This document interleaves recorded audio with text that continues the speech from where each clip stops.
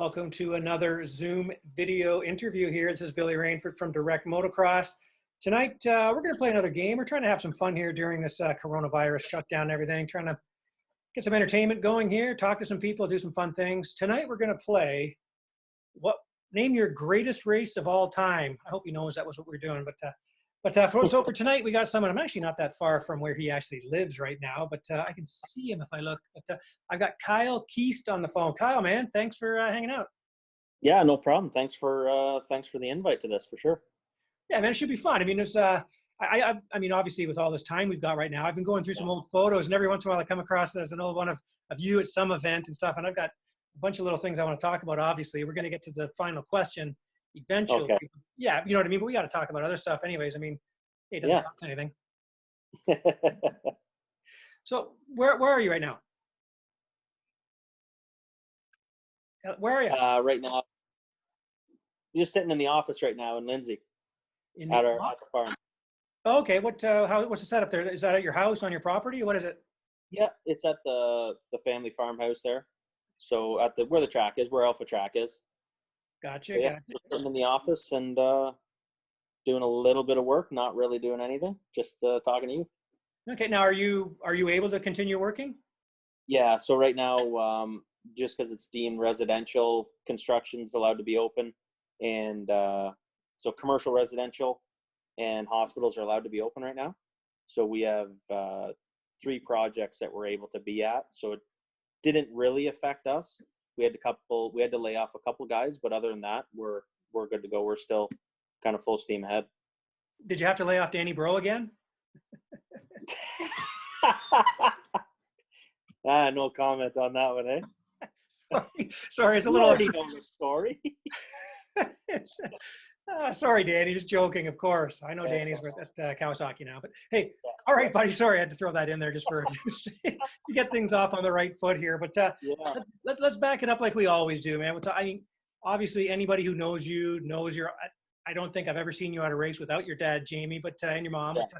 How did you get your start racing motocross? It'd be the same, just like everyone probably thinks, right? My dad raced. He raced 3-wheelers back in the day, and my Uncle Jody raced, and a lot of local guys around Lindsay raced. So obviously my dad got me on it right away when I was 3 years old, and got a little Honda 73-wheeler, and then started off on a Z50 and Mr. 50, and just, from there on. Since I was 3, started racing when I was 5, and then been there doing it ever since. That's crazy. And how about your sister Crystal? Yeah, she actually tried riding a little bit. She tried racing and that, but I guess it wasn't really for her. So she's busy working, just switched jobs actually, and she's working down in the city still. She works down there 4 days a week, and then obviously she has her daughter, my niece Madison. So she's 3 years old now. So she's doing well, and the whole family's doing well. My dad, he's still working for me and still running equipment and being crazy. So yeah. Awesome. Okay, now again, my other favorite question, obviously, is the old. What was your first race number, and how did you pick your first number? First race number was, I think it was 7. What? No, 727. I don't even know how I got that number, to be honest with you. And then I was number 27 for a long time. That was my, put it on my Mr. 50, and kind of going up into 60s, I had number 27. So, and then from there on out, it just changed every year, it seemed to. So, yeah. Really? So there wasn't a story behind the 727 or anything? Well, 27. It's the day I was born on the 27th of December. So I'm guessing that's why I picked 27. I don't really remember from back when I was 6 years old. So, but I think that was the story. I was born on the 27th day, so that's why I picked 27. Sorry, mom's just coming down the stairs, waving to my mom. She likes to get in these shots. Okay. All right. So, what your first race? Right? Did you race like little 50s and stuff like that as a little tiny kid? What was your first race? Yeah. First race would have been in Coburg. The track's not around anymore. There was 3 riders. Myself. I remember the other kid because he was a big kid on a PW50. His name was George. I don't know his last name. And there's only 3 of us. And I remember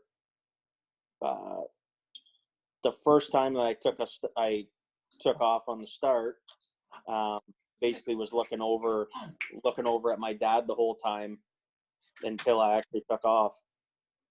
So I was looking at my dad, and it was just a flag start. So I was looking at my dad when we took off, and obviously dead last start, first race I ever did too.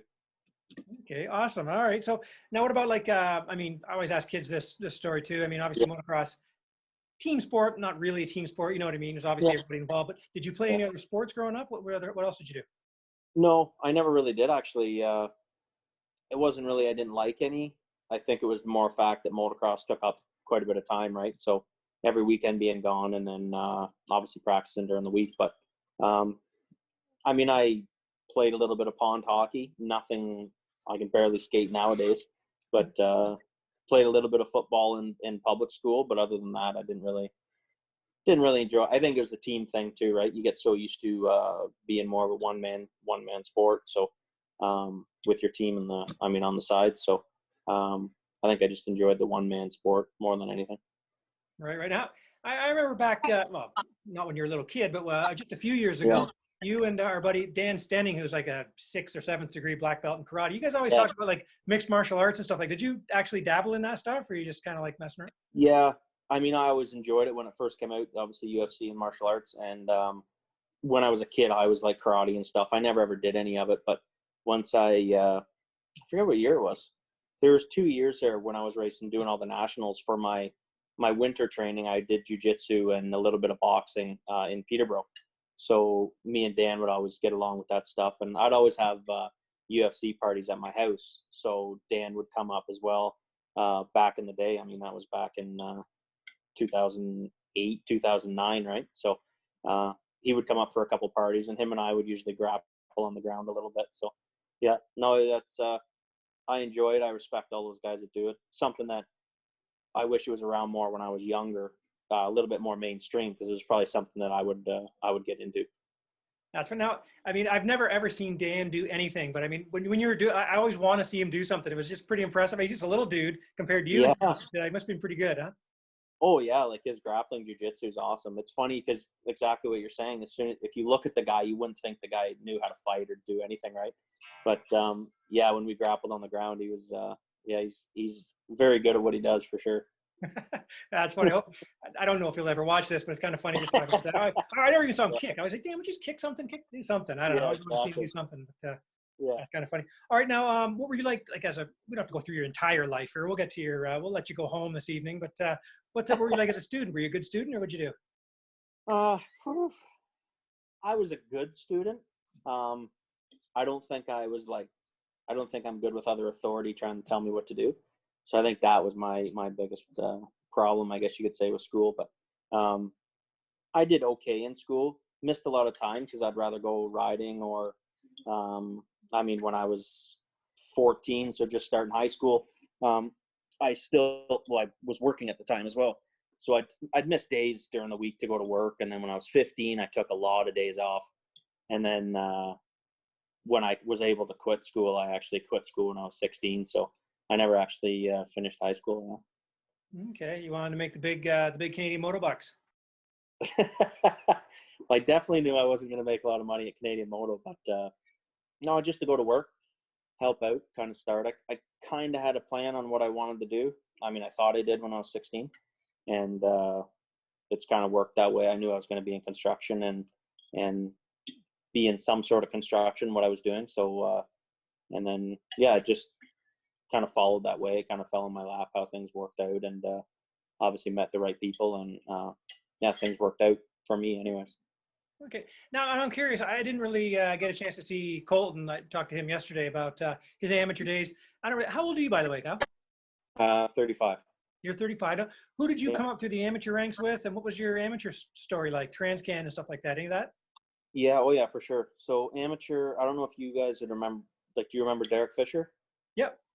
Yeah, so Derek Fisher was obviously the fast kid in Ontario, right? He was the big name, and so I'd race 80s with Derek Fisher, and then when Kyle Snellgrove, he raced in the States a lot, and we would only see Kyle usually at Walton Transcan, and but then I don't know what year it would have been, kind of when we got on a little right at the beginning of getting on 80s, he started racing up here more.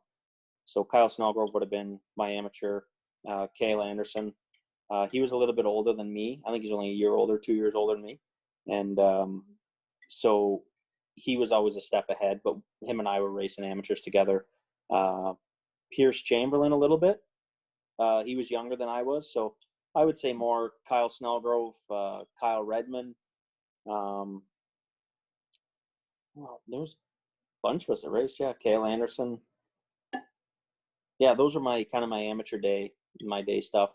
In the junior class, it was more Kyle Snellgrove, myself, him, and then Pierce Chamberlain, Mike Island, and Mesley, and them. They were always a little bit ahead of me, right? So they were older than I was. So yeah, I would say more Kyle Snellgrove was probably my biggest nemesis per se. We would be battling quite a bit. He would normally win. So yeah. Well, that's amazing. It's like, I mean, it's like talking to certain guys. Like, I mean, heck, you talk to like a guy like, I don't know, Chad Reed or something in the States who's come through all the different stages. Like you predate Colton Fasciotti by a few years. Well, maybe not in his pro career because he turned pro so young, but yes, you've seen the changing of the guard many times in Canadian motor. Yeah. Been around a while. Yeah, for sure. All right. Well, what year did you turn pro? 2002, I turned pro. So I was 17. Yeah, 2002. I was on a Honda intermediate. That's when they kind of just first started, I think, doing the intermediates were allowed to do the pros in the lights class. So you could try to qualify. So I think it was, I don't know when they started exactly, but I remember 2001, I did 4 MX nationals in the lights class on a CR 125 and then turned pro in 02.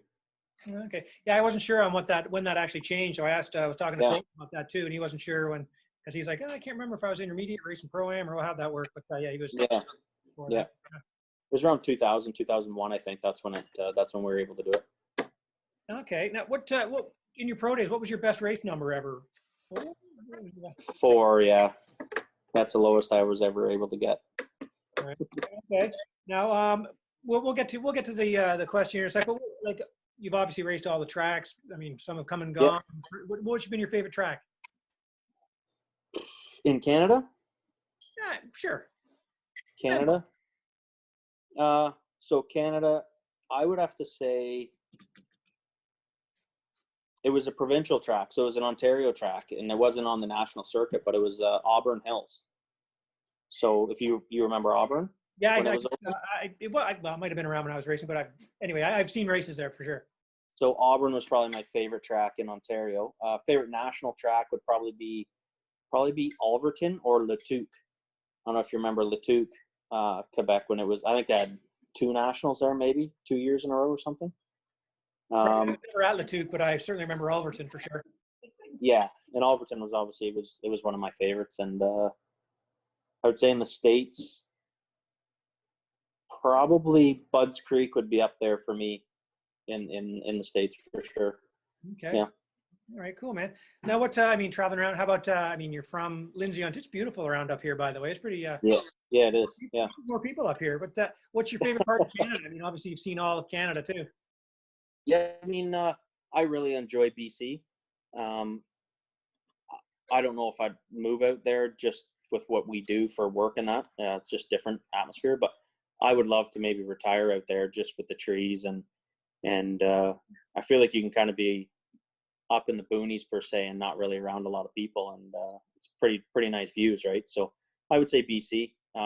We still travel out there and see Craig Fortune, and he lives in Sicamous, so we're around Sicamous quite a bit in Kamloops area. So yeah, I like it out there for sure.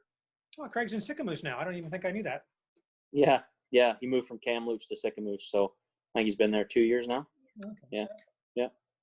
Okay. Now, what about any history in Supercross?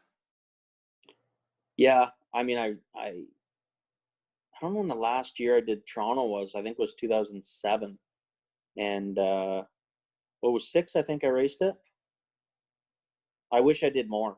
I'm gonna be honest. I wish I was able to go down and practice Supercross. Right? Remember, like when Toronto was here, all the Canadians that did it, none of us really practiced Supercross. Right? None of us went down at that time, anyways. So I just did Toronto. I don't think I actually I never did any other Supercross, just Toronto. I think I did it 4 times.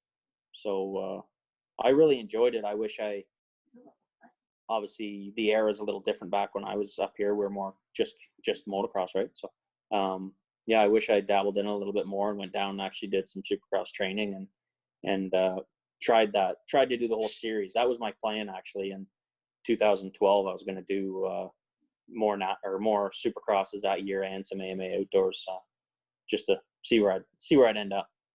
Yeah, it's one of those things like you talk to a young kid and they, Yeah. they always, it's, you don't want to have regrets. Like you want to get older and say, okay, I gave it a shot, I tried it, and know where you stand up and how, just to see what it's like, right? Yeah, exactly. I just wish I was able to do that and go and actually just put an effort in and just see where I ended up, right? Exactly what you said.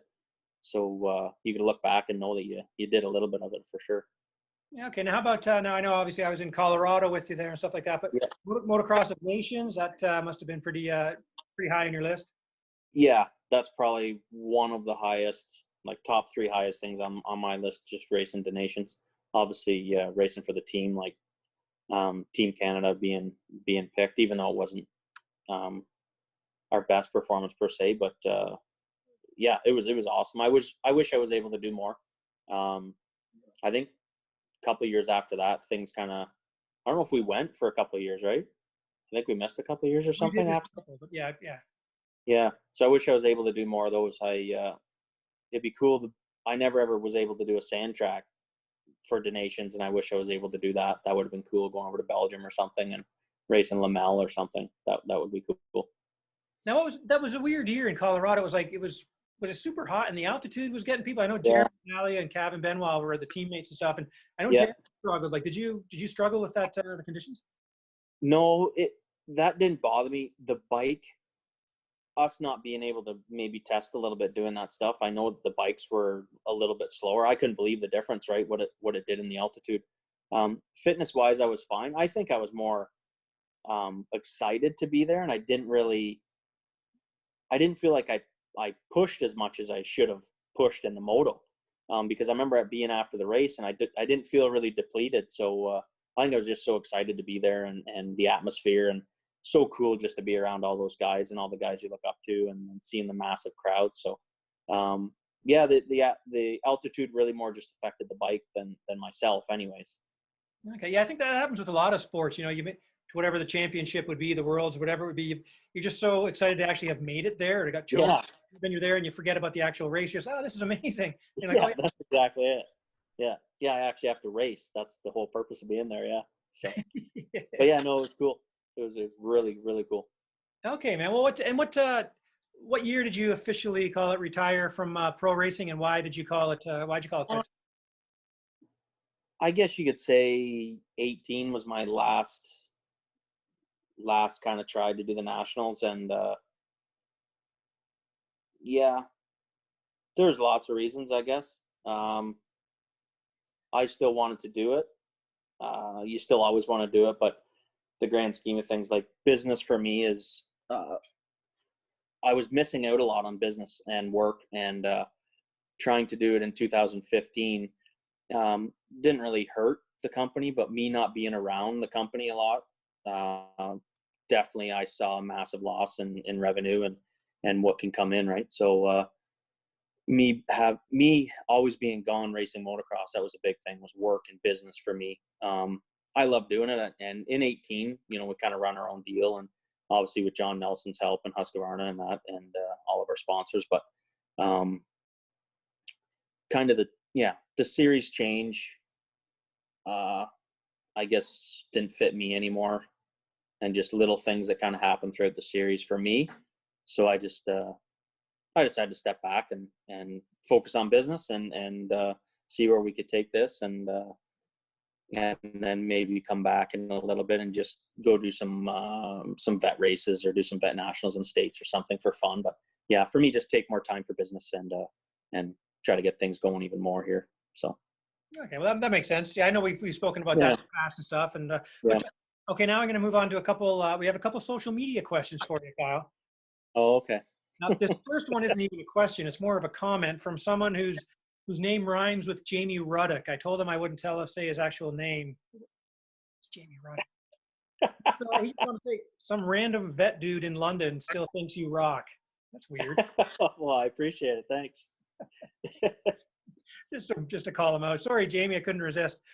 Uh, oh, and this is from someone. This is actually for me. This one. Remember that time in Kamloops when you crashed and broke your femur, and Yeah. you were freaking out so much, and I was trying to stand in front of you, and man, remember that was just a. That was hectic. Yeah, that was you were so mad at people not slowing down, and oh man, I was up there. Well, yeah, you were blocking. I remember Mr. Jeffries was blocking. They had a quad there. It was Canary that I was pissed off the most with. And like him and I were buddies, and the guy would come around there wide open around that berm and almost clean my head off. Yeah, I was pissed off at him for a while, actually, about that. Yeah, I wasn't going to name names. I wasn't sure if you were. I'll name his name. Canary. Yeah. Because I remember every lap he'd be coming around. I'm like, oh God, here he comes again. And you'd be just freaking. I'm like, oh, look how bad. Yeah. That was my only thing. We couldn't move, right? We couldn't get anywhere off the track. So, yeah, I remember that day. And yeah, crazy times, eh? Okay, so for my first two social media questions, I've called two people out. I apologize. Let's move on to a more normal one. Someone else wants to know, did you actually like the nickname Dozer, and who first said that? Do you know? I think the first person that said it was Coster, Brian Coster. So I think he's actually the one that started it.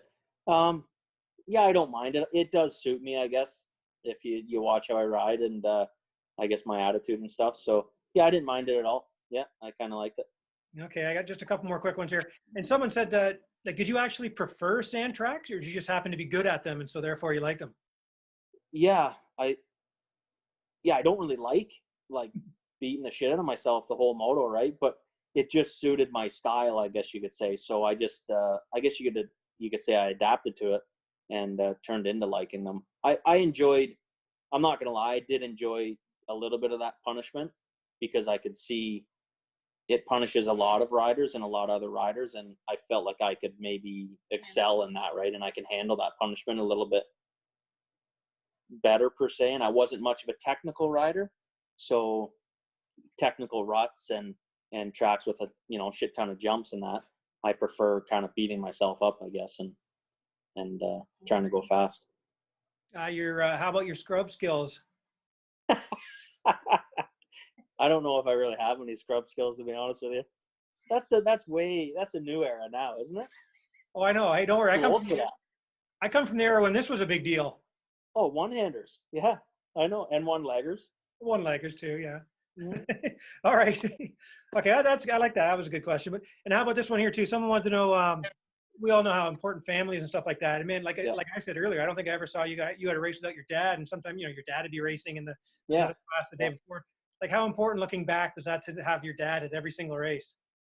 Oh yeah, it was very important, right? The guy that obviously started everything, and it was cool. It was good and bad. Do you know what I mean? It was good because of his experience and racing and being able to watch lines and watch the race, but also hard in a sense because we also work together. So you're together, 7 days a week, every week. You start to get on each other's nerves, I guess, right? So, but for the most part, people would probably think he was crazy and like a bit of a lunatic, but he's not. Like, he's probably more calm than I am at a motocross race. So it was kind of good. It was a little bit, he kind of calmed me down. So it was cool for sure. Okay. Yeah. It's, I've actually got, again, old photos that I've come across. I've got one where he's yelling at you so mad. Something's flying, like a piece of gum or a tooth, something's flying out of his mouth. He was just yelling at you so loud. Where was it? What picture? I want to say it was Gopher Dunes one year or something. It's a great photo, actually. He was super pissed in 2010 when I ran out of gas. He was more mad at the bike, than anything else. So yeah, he got fumed up at everybody else. Yeah. And is he still a follow-up question? It was kind of a two-part. They said, is he still battling Bill Van Voot Sr.? They still get out and ride? Oh yeah. He my dad raced at the end of last year, actually. He raced at the Madoc National. Ended up breaking his finger, slicing his one finger open, and yeah, he still gets out there. He rode more last year than I did, actually. So yeah, my dad, he still loves it for sure. That's funny. I was always proud of myself because I spelled Jamie correctly. Yeah, the EY instead of IE. Okay, drum roll, please. We're getting to the title question here. Kyle, you've had some time to think about it. Yeah, What you gave is me lots. your greatest race of all time? Let's have it. I would have to say there's two, so it's a big toss up. It's between 2010, obviously Gopher Dunes. Both motos, they were good motos because got some good starts and was able to battle with Colton both motos, not for the whole moto obviously, but at least half the moto. And probably rode the best I ever rode 2010 on riding for Machine Racing Honda. And but probably the one that sticks out the most was 2013.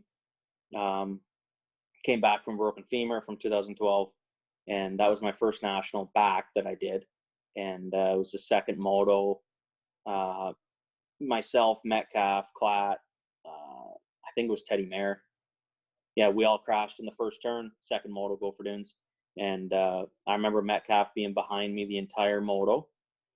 And we went through the pack from dead last, got up to, I think it was fifth, and then swapped sideways in some rollers, hit a big tractor tire, got back up, Metcalf passed me, and then he went on to win that race, and I ended up getting back up in like sixth or something, seventh, and passed everybody in front of me and ended up second that day. So that was probably the biggest, the best moment anyways, was that race. Just the whole deal, the coming back from the broken femur, not knowing where I was sitting, speed wise and fitness wise, and being able to do that was probably the one that stuck out the most for sure.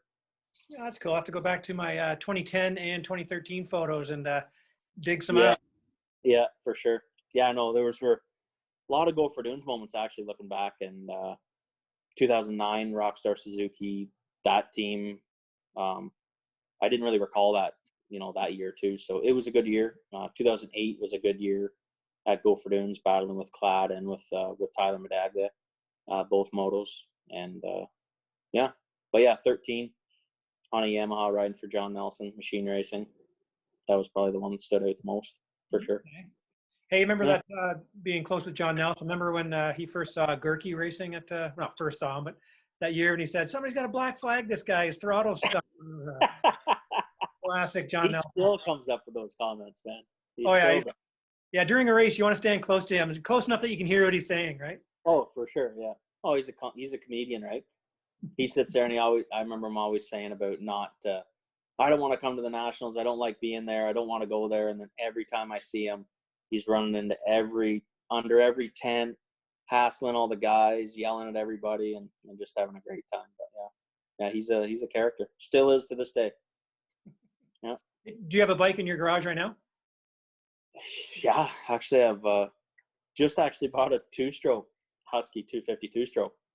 Gonna build that into a woods bike. Bought it off of Kale Anderson, and I have my 2019 Husky 450, and then my dad has my old Rockstar Husky 450. So yeah, there's lots of bikes, lots of toys to ride. Okay, cool, nice. All right, well, that track at home, the Alpha Moto, your train, was that, that's, well, obviously right now we're in some trouble, but is that still something you're going to carry on? Probably not, just with the township. Okay. City of Kawartha Lakes, they're not, they don't really budge on that stuff. It's called prime agricultural land, and the zoning bylaws and stuff. It's the process it takes, the amount of money you got to put out, and then maybe not them saying no or yes, right? It's not a guarantee yes. So we still have it here, and I mean, people can call, and buddies of mine still come riding, and that I'm allowed friends and families. We still prep it, and it's still, the grass stays cut, and we still ride here. But that kind of part, yeah, I'm just kind of stepping back from that stuff, and the training aspect of things and teaching and that. Yeah. All right, now what? Tell people exactly. I know you're wearing the hat there, but people who maybe Yeah. don't know. And I know there's going to be a joke here when I say, "What's your 9 to 5?" And of course, your answer is, "No, it's a 5 to 9." But Yeah, exactly. what is it you do there? What's KMW? Tell folks. So we install architectural panel systems. So outside facades of buildings, architectural panels, architectural siding, any exterior facade that you need, that's what we do. So yeah, started that back in 2011, and yeah, things are going good.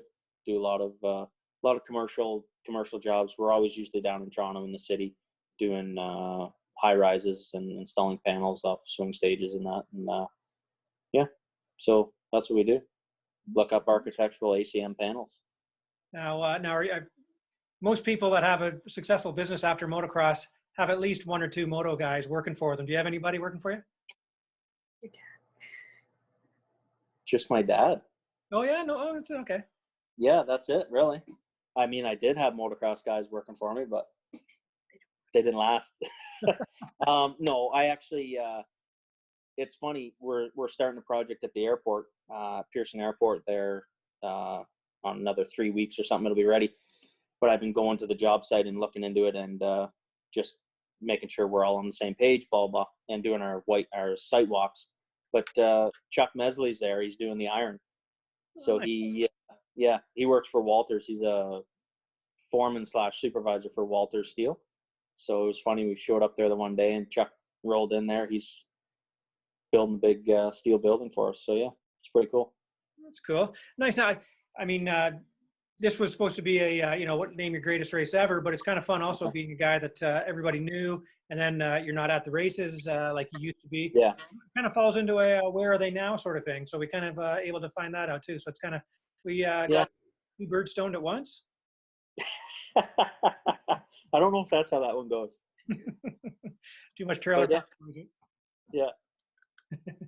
All right, dude. Well, man, I appreciate your time. You're hanging out, and these things are fun to do, kind of thing, and they're nice. Yeah, for sure. It's great to. Who should we bug next? I don't know. How many have you done so far? I don't know. I've lost count. 3. Look. Oh, there's lots of guys you'll be able to pick for this one. Yeah, I know it's cool doing it for sure. Somebody, I thought I had his contact. I need Ross Peterson's contact, so I'm gonna have to get that. Would be a good one. Yeah. What about Mike Harnden? Mike Harnden too.